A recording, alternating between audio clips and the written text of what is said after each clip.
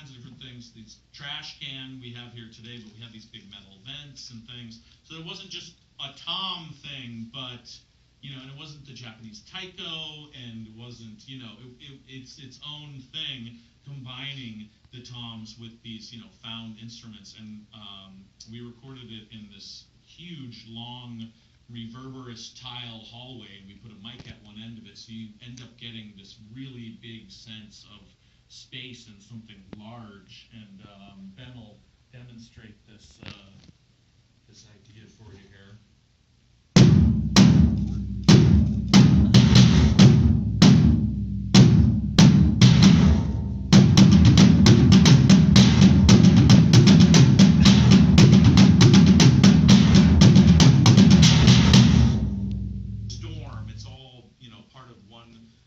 Character, and I actually I had these things when I was a kid, and although I mainly used them to like whip my cousins and that kind of thing, they actually make a really pretty sound.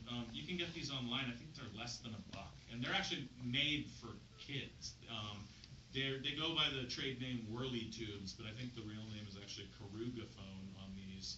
And I think they kind of sound like a soprano, like a high soprano, but they also have this sort of like wind whistling through the trees sort of aspect. You can almost hear the air going through the instrument. So to me, that seemed like a perfect idea for the storm. And this is actually the very first thing you hear in the film.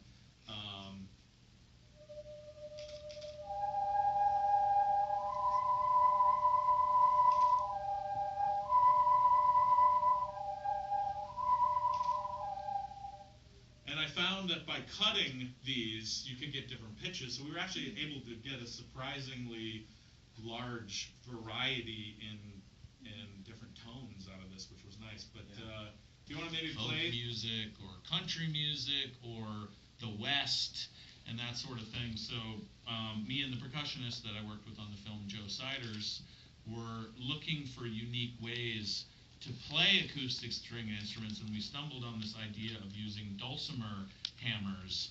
So these are normally used to play hammer dulcimer, but we found that through some practice, I could fret the instrument while he used the hammers to play the strings. So it's actually interesting. It takes two people to kind of do this technique, but this will give you a little idea here.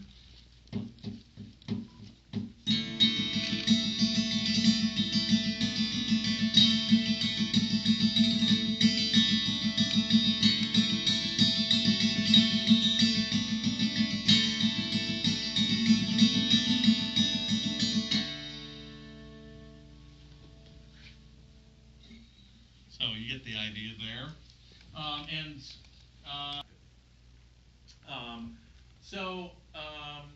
Early on, I had kind of messed around with some of these pipes, and basically we would just go to the hardware store and hold these things up and see what they sounded like, and then get them back. And we created all these different big rigs with the string and the tape and stringing them up, and trying different mallets to see what sounded best and how we could record them and all these sorts of things. But it ended up really working perfectly for her.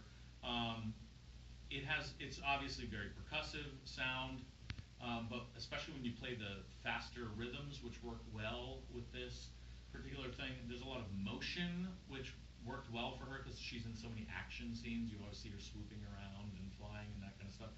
But also they're a little bit dissonant. Although they have pitches, they're not super distinct and not super related to each other. So as a result, it has kind of like a little bit of a prickly, dissonant, obviously metallic kind of a sound, which I think really works well to describe her character. But anyway, Ben will give you a little demonstration of these things here. Probably one of the coolest looking